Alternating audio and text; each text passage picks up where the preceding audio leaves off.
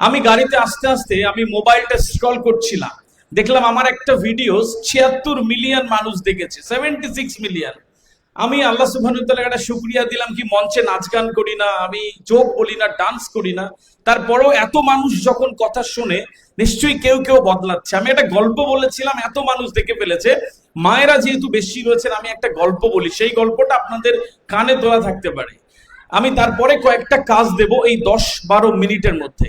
একটি 10-12 বছরের ছেলে বাইরে খেলা করছে, আর মা রান্নাঘরে রান্না করছে। তো মাঝে মাঝে ফাইফরমাস করছে, মাঝে মাঝে বলছে বাবা এটা ওটা একটু এনে দাও। ছেলেটা খুব রেগে গিয়ে কয়েক সেকেন্ডের মধ্যে একটা সাদা চিরকুট নিয়ে তার মায়ের কাছে গিয়ে বলছে মা দাও। মা রান্না করতে করতে বলছে বাবা এখন যাও তো, ডিস্টার্ব করো না। বলছে না মা দাও। বলছে কি এনেছো দেখি। একটা সাদা চিরকুট সে মায়ের হাতে ধরিয়ে দিল। মা কয়েক সেকেন্ড চোখ ফেলেই ধপ করে নিচে বসে আঁচল দিয়ে মাথাটা মুছে ছেলের দিকে তাকিয়ে বলছে বাবা তুমি লিখেছো? বলছে হ্যাঁ মা আমি লিখেছি, দাও। আবার জিজ্ঞেস করে বাবা তুমি লিখেছো? বলে হ্যাঁ। মা পড়ছে, ছেলে লিখেছে ওখানে যে মা 1 নম্বরে, যে মা তুমি যে আমাকে প্রতিদিন সকালবেলা মশারি তুলতে বলো, এর জন্য 60 টাকা। তুমি যে আমাকে ছোট ভাইকে কোলে করে রাখতে বলো প্রতিদিন, এর জন্য 80 টাকা।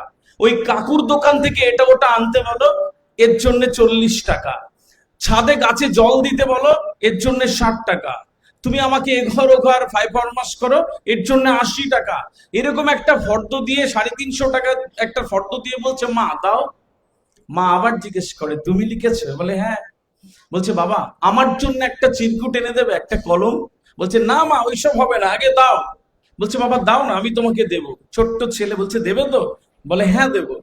তো একটা কাগজ আর কলম এনে মা পাশে ছেলেকে বসিয়ে বলছে একটু দাঁড়াও, কয়েকটা লাইন লিখবো তারপর তোমাকে দেব।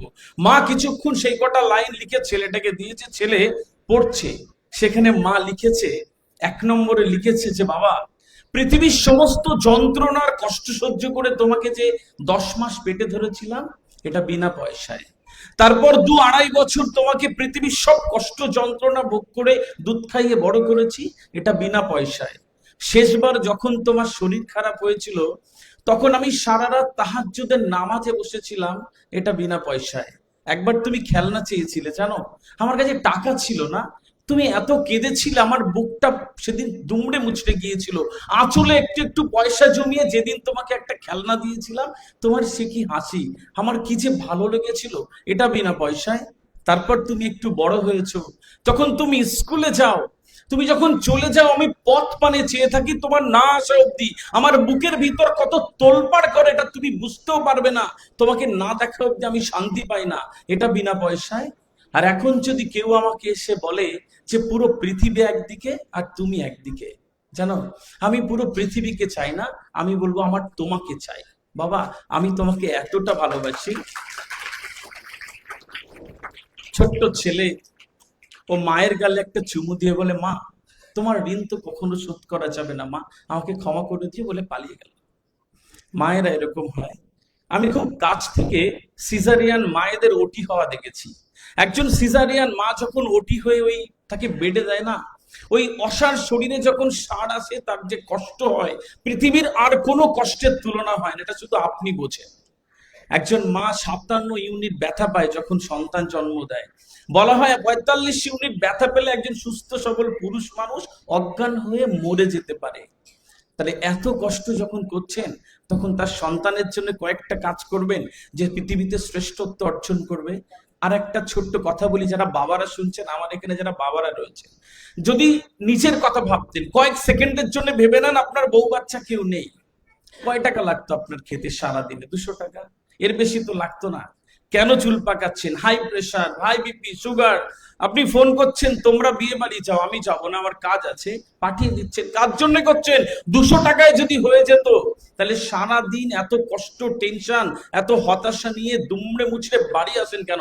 যদি আসেন তাহলে এই মানুষগুলোকে ঠিক করার জন্য কয়েকটা দায়িত্ব নিতে হবে। আমি 1 2 3 করে কয়েকটা দায়িত্ব আপনাকে দিয়ে চাই। প্লিজ একটু, আমার কাছে ডিজিটাল বোর্ড নেই, আপনার কাছে পেন অ্যান্ড পেপার নেই, যে কথা বইতে লেখা থাকে আমার বলা লাগে না।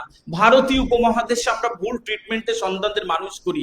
আজকে ছোট্ট একটা পুরস্কার নিচ্ছে এখান থেকে, আর আপনার কি আনন্দ, কাল রাত থেকে ঘুম হয় না, সন্তানের ছবি তুলবেন।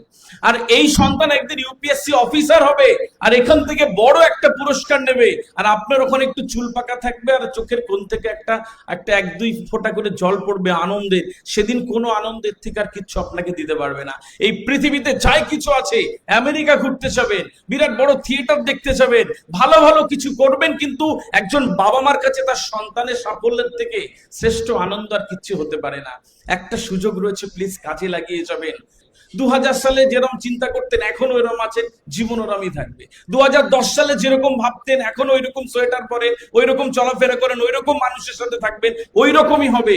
2026 সালে একটু চিন্তা ভাবনাটাকে বদলে দেন প্লিজ, দেখবেন জীবন বদলে যাচ্ছে। মানুষ ওইটা পায় যা সে চেষ্টা করে, মানুষ ওইটা পায় যা সে চেষ্টা করে। আজকের পর থেকে যেটা চেষ্টা করবেন এত মনোযোগ দিয়ে করবেন, এত মনোযোগ দিয়ে করবেন, এত ভালোবেসে করবেন। ওই अगर किसी चीज को सच्चे दिल से चाहो तो पूरी कायनात उसकी मिलाने की साजिश में लग जाती। মন থেকে চাইলে মিলে যায়। আমরা এটা একটু করি, ওটা একটু করি, ওটা একটু করি। আমি আমার সব কনফারেন্সে বলে আসি, যারা অনেক কিছু জানে তাদের ভাত হয় না। একটা জানবেন, এত ভালো করে জানবেন যে ওটাই শ্রেষ্ঠত্ব দেবে। আজকের পরে সন্তান যে মানুষ করবেন, এটা মাথার এই সফটওয়্যারে ঢুকিয়ে দেন যে আপনি সন্তানটাকে মানুষ করবেন, নইলে দায় এবং দায়বদ্ধতা বেশি। এই পৃথিবীর 195টা দেশ আর 824 কোটি মানুষ, এই 824 কোটি মানুষের এই বুড়ো আঙুলের ছাপ কারোর সাথে মেলে না। আপনি যখন মায়ের পেটে 4 মাস থাকেন তখন এই আঙুলের ছাপ তৈরি হয়ে যায়, আর এই আঙুলের ছাপ বলে দেয় আপনি ইউনিক, অনন্য, অসাধারণ এক সন্তানের জন্ম দিয়েছেন, যে পৃথিবীতে শ্রেষ্ঠত্ব হওয়ার জন্য চলে এসেছে। তাকে একটু নার্চার করলে তো বড় জায়গায় যায়, কারণ বাচ্চারা কাদার দলার মতন হয়, যেরকম শেপ দেবেন ওই রকম আসবে। কোনো মা যদি আজকে এখানে একবার বসে ভাবে না, ঠিক এরকম একটা মঞ্চ হবে আর আমার সন্তানকে একজন বিরাট বড় ইউপিএসসি অফিসার বানাবো, ওপরে বসে সৃষ্টিকর্তা প্ল্যান করে যা তোর জন্য তাই ভালো ভাবছেন। আপনারা যারা এখানে উপস্থিত রয়েছেন, যেমন ভাবে আপনি সিজদাতে যান, মন্দিরের পুজোতে যান, ঠিক যতটুকু পুণ্য অর্জন করেন, এখানে এসেছেন দুটো কাজ হচ্ছে, ঠিক অতটুকু পুণ্য এখানে অর্জন করছেন, সাথে সাথে আপনার সন্তানের উত্তরণের পথটাকে সোজা করে দিচ্ছেন। কারণ শিক্ষা একটা বিরাট বড় ইবাদত। আপনাকে জানতে হবে, পৃথিবীর শ্রেষ্ঠত্ব অর্জন করতে হবে। 1 নম্বর কাজ দিয়ে যাচ্ছি আপনার বাবা মায়েদের জন্য। আমরা যেটা ভুল করি যে আমরা টেনশন করি, আমরা এত টেনশন করি যে সন্তানের জন্য দোয়া করতে ভুলে যাই।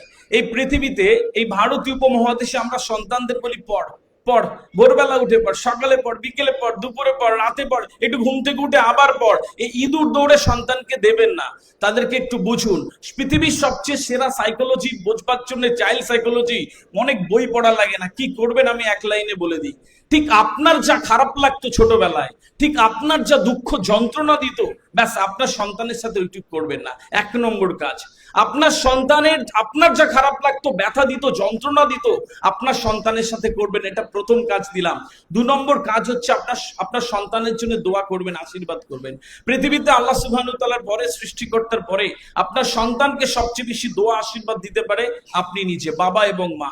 আর পৃথিবীর কারো এত ক্ষমতা নেই যে তার দোয়া আশীর্বাদ দিতে পারে। প্রত্যেকটা সিজদাতে সুবহান রাব্বিয়াল আলা 3 বার 5 বার বলবার পরে সন্তানের জন্য দোয়া রাখবেন প্লিজ। প্রত্যেকটা মন্দিরের প্রার্থনাতে আপনার সন্তানের আশীর্বাদ রাখবেন। দেখবেন যে জন্য চিন্তা করছেন না, ওই পথটা কেমন করে জানি সরে গিয়ে উত্তরণের পথে যাচ্ছে। আর একটা ইনফরমেশন দিয়ে চাই প্লিজ, আপনার দোয়া যখন লাগে আপনার বদদোয়া লাগে। বাড়ির কার উপরে রাগ হলো, ওই 13 বছরের সন্তানের উপরে সব রাগ। তোকে জন্মানোই ভুল হয়েছে, রিক্সা চালাস, গরু চড়াস, বলবেন না। ভালো স্কুলে দেবেন, ভালো পড়াবেন, ভালো কিছু করবেন, আবার বদদুয়া দেবেন। দুটো এক জিনিস হয় না। আমার ভোরে ঘুমাতে ভাল লাগে, আবার ভোরে সূর্যটা দেখতেও ভাল লাগে, দুটো একসাথে হয় না। সন্তানকে বদদুয়া দেবেন না, লেগে যায়। স্বীকার করলেও সত্যি, না স্বীকার করলেও সত্যি। 3 নম্বর একটা কাজ দিয়ে যাচ্ছি, সন্তানকে কখনো বলবেন না যে তুই পারবি না। অনেক ভালো বই দিচ্ছেন, ভালো অ্যাটিটিউড দিচ্ছেন, সুন্দর পোশাক দিচ্ছেন, আর কথায় কথায় বলেন যা হবে না। 1 গ্লাস জল ঢেলে খাবে, বলছে পারবি না সর। ও ছাদে গাছে জল দিতে যাচ্ছে, বলছে তুই যাবি না। 10 টাকা দিয়ে দুটো ম্যাগি আনতে যাচ্ছে পাশের দোকানে, আপনি চিৎকার করছেন দাদা কে দে, তুই পারবি না। ও এসে 10 টাকা ফেরত দেয়, আর আত্মবিশ্বাসী ভেঙে চুরে যাওয়া মানুষ হয়ে ও ভেবে নেয় যে আমি পারবো না। রাতে ঘুমাতে চায় একটা আত্মবিশ্বাসীর মানুষ হয়ে। প্লিজ ওকে আজকের পর থেকে বলবেন না যে তুই পারবি না, মানে গলা টিপে মেরে দিচ্ছেন। যতই ভালো বইপত্র দিন, ও তাকিয়ে থাকবে আর মন থাকে অন্যদিকে যে আমি তো পারবো না। বিশ্বাসটা একবার ঢুকিয়ে দিন না। বাড়ির মা বাবা যদি একবার পিঠ চাপড়ে বলে না, বাবা এবছর পরীক্ষায় 5 নম্বর কম পেয়েছো, কিচ্ছু হবে না, পরের বার হবে, ও এত আত্মবিশ্বাস নিয়ে ঘুমাতে চায়, পৃথিবীর আর কিছু ওকে ভেঙে ফেলতে পারে না, যতটা না আপনি ওকে আত্মবিশ্বাস দিয়েছেন। ও ভেবেছে আমার বাবা বলেছে আমি পারবো, আমার মা বলেছে আমি পারবো, পৃথিবীর কোনো কিছু ওকে আর টাচ করতে পারে না। আজকের পর থেকে একটু প্লিজ সন্তানকে একটু একটু ওকে সাহস দিয়ে দেন। আর 4 নম্বর কাজ হচ্ছে তুলনা করবেন না সন্তানকে। তোর আন্টির ছেলে ফার্স্ট হয়েছে, তুই কি করলি? তোর ওই অমুকের ছেলেই করেছে, তুই কি করলে? আমাদের বাবা মায়ের, আমি কাউন্সিলিং করতে করতে আমি হতাশ হয়ে যাই। বা কখনো তুলনা করবেন না। আপনারা যে বয়সের মানুষ বসে আছেন, আমি আপনার কাছে গিয়ে বলবো আপনার বন্ধু এই করেছে, কি করলেন? দেখবেন সারা রাত ঘুমাতে পারবেন না। আর বাচ্চারা ছোট হয়, ওদের কতটা হাড় ভাঙা কষ্ট হয় তুলনা করলে, এটা আপনি চিন্তাও করতে পারবেন না। সন্তানকে এই কখনো তুলনা করবেন না, রেসপেক্ট হারিয়ে যায়। 5 নম্বর হচ্ছে যে সন্তানকে বেশি শাসন টাসন করার দরকার নেই। শুনে রেখে দেন, কানের মধ্যে গুঁজে নেন। বেশি শাসন করলে অবাধ্য হয়, আপনার সামনে ভালো থাকে, পেছনে অবাধ্য হয়ে যায়, আপনাকে ডিসরেসপেক্ট করা শুরু করে দেয়। সন্তানকে যখন শাসন করবেন বেশি, ও আপনার সামনে ভালো হবে, কিন্তু পেছনে কিন্তু আপনাকে ওই ভাইরাস নামেই মোবাইলে নাম সেভ করে রাখবে।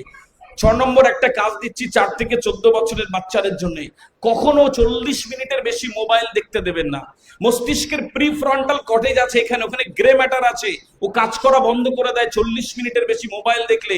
ওর মধ্যে কল্পনা শক্তি কমে যায়, ওর সামাজিক সমস্যা মোকাবিলা করার ক্ষমতা নষ্ট হয়, ও আস্তে আস্তে মেজাজ বিরক্ত হয়, ওই খাটের কোণে শুয়ে থাকে আর বলে আমি কিচ্ছু করবো না, যাও। বাড়িতে মামা কাকা আসছে আর বলছেন যা ভালো মন্দ জিজ্ঞেস করে রাখো, বলে আমি যাবো না। ওর মধ্যে টেন্ডেন্সি চলে, ও সামনে দেখতে পারে না। আর বাচ্চাদেরকে খাওয়াবেন না মোবাইল দেখে। যখনই খায়, ও গেলে জিভে 10,000 স্বাদ গ্রন্থি আছে, ও স্বাদ গ্রন্থি পায় না, কারণ ও গেলে ও ও কখনো স্বাদ নিয়ে খায় না। 3 মাস অন্তর অন্তর ডাক্তারের কাছে জানার বলছেন, ডাক্তারবাবু সন্তান গায়ে গড়ে না। ও গড়বে কি করে? ওকে তো আপনি খাওয়াচ্ছেন না, গেলাচ্ছেন। এটা করবেন না। লাস্ট একটা কাজ দিয়েছে আপনাদের প্রত্যেককে বলি, আমি আজকের পর থেকে যখন সন্তানকে খাওয়াবেন না, ভালো করে শুনে রেখে দেন, অ্যাটিটিউড জীবন গড়ে দেয়। অ্যাটিটিউড জীবন গড়ে দেয়। সন্তানকে যখন আজকের পর থেকে খাওয়াবেন আর ভাববেন কি একজন এক্সিকিউটিভ ইঞ্জিনিয়ারকে খাওয়াচ্ছি। আপনার খাওয়াতেও ভালো লাগবে, ওর খেতেও ভালো লাগবে। যখন ঘুমিয়ে পড়েছে কম্বলটা গায়ে দিচ্ছেন, ভাববেন যে একজন বড় বিডিও অফিসারকে গায়ে কম্বল দিচ্ছি। আপনারও ভাল লাগবে, ওরও ভাল লাগবে।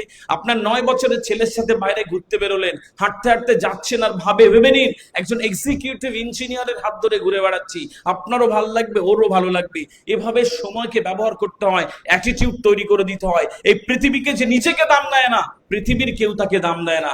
এই পৃথিবীতে ভালোবাসাবাসী মানুষের অবস্থান অনুযায়ী মানুষ ভালোবাসে। আপনার সন্তানকে অবস্থান তৈরি করে যান।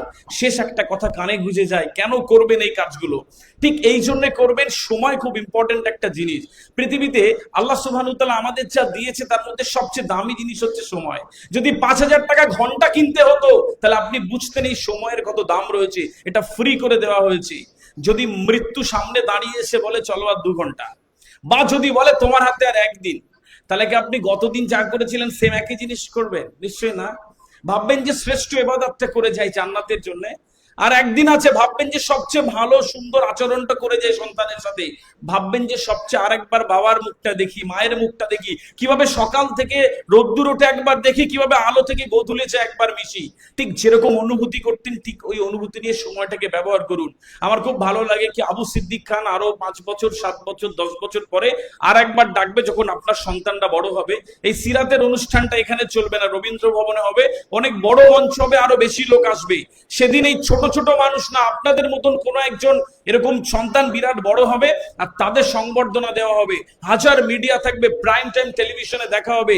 শুধু সেই মঞ্চের সামনে আপনি এভাবেই বসে থাকবেন, শুধু আপনার একটু বয়স বাড়বে, চুলে পাক ধরবে, আর আমাকে আবু সিদ্দিক খান ডেকে বলবে স্যার একজন ইউপিএসসি অফিসার এখানে রয়েছে, আপনি তার হাতে একটা পুষ্পস্তবক আর স্মারক তুলে দিয়ে যান। আমি এখানকার কোন সন্তানের হাতে সেদিন পুরস্কার তুলে দিয়ে যাবো ইনশাআল্লাহ, যে সে বড় ইউপিএসসি অফিসার হয়েছে, ডাক্তার হয়েছে, ইঞ্জিনিয়ার হয়েছে, বিরাট বড় আইপিএস অফিসার হয়েছে, বিরাট বড় প্রভাষক হয়েছে, এন্টারপ্রেনার হয়েছে, পৃথিবী দাপিয়ে বেড়াচ্ছে। এই পৃথিবী যোগ্য মানুষদের কখনো ফেরায় না, পৃথিবী বুক চিরে তারা জায়গা করে দেয়। আমরা হতভাগা মানুষরা, আমরা হাসরে হাল ছেড়ে দিই। আজকের পর থেকে প্লিজ আপনাদের সবাইকে অনুরোধ রেখে যাই যে এই ছোট্ট সন্তানের জন্য আপনি এখানে এসেছেন, इबादत अनेक सुंदर करे करबेन। किसी ने बड़ा खूब कहा कि जिंदगी में कभी सब्र मत खोना, किसी ने बड़ा खूब कहा कि जिंदगी में कभी सब्र मत खोना, क्योंकि बड़ी कामयाबी वक्त मांगता है। Thank you so much. अस्सलाम वालेकुम।